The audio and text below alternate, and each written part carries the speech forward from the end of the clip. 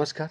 विषय न्यूज 24/7 में आप सभी को सुस्वागतम। दर्शक, भले ही भारत को डायरेक्ट टैक्स रेवेन्यू और जीएसटी रेवेन्यू की मोर्चे पर कामयाबी मिल रही हो, लेकिन इंडस्ट्रियल मोर्चे पर देश को बड़ा झटका लगा है। सरकार की ओर से इंडस्ट्रियल प्रोडक्शन को लेकर जिस तरह का आंकड़े सामने आ रहा है वो काफ़ी हैरान और परेशान करने वाली है। सरकारी आंकड़े के अनुसार मई के महीना में देश का इंडस्ट्रियल प्रोडक्शन 9 महीने का लोअर लेवल पर पहुंच गया है। खास बात तो यह है कि इस हर महीने गिरावट उसका बाद से देखने को मिल रही है। चलिए देखते हैं क्या क्या आंकड़ा आया। जी हाँ, देश की इंडस्ट्रियल प्रोडक्शन में वृद्धि मई में 9 महीने की निचले स्तर 1.2% पर रही है।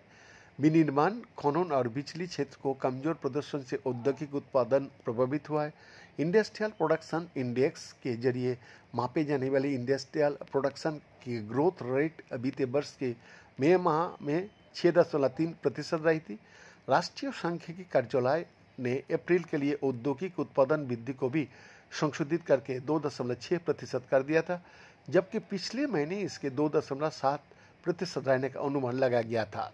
एनएसओ के आंकड़े के अनुसार मैन्युफैक्चरिंग सेक्टर में उत्पादन वृद्धि इस साल मई में घटकर 2.6% रही, जो एक साल पहले इसी महीने में 5.1% थी। वही माइनिंग प्रोडक्शन में 0.1% की गिरावट आई, जबकि एक साल पहले इसमें 6.6% का ग्रोथ देखने को मिली थी।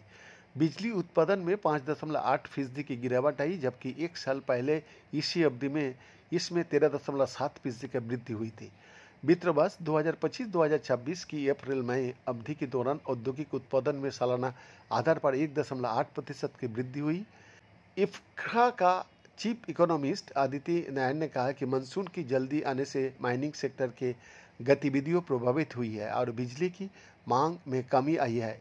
इसी वजह से आईआईपी के इन दोनों उपक्षेत्र में मई में गिरावट आई है, जबकि विनिर्माण में वृद्धि धीमी रही है। उन्होंने कहा कि जून तिमाही के पहले 2 महीने में औद्योगिक उत्पादन में धीमी वृद्धि वित्त वर्ष 2025-2026 की पहली तिमाही में औद्योगिक सकल मूल्य वर्धन यानी जीबीए वृद्धि के लिए अच्छा संकेत नहीं है। बीएन का एक्सक्लूसिव रिपोर्ट, 24/7 रांची।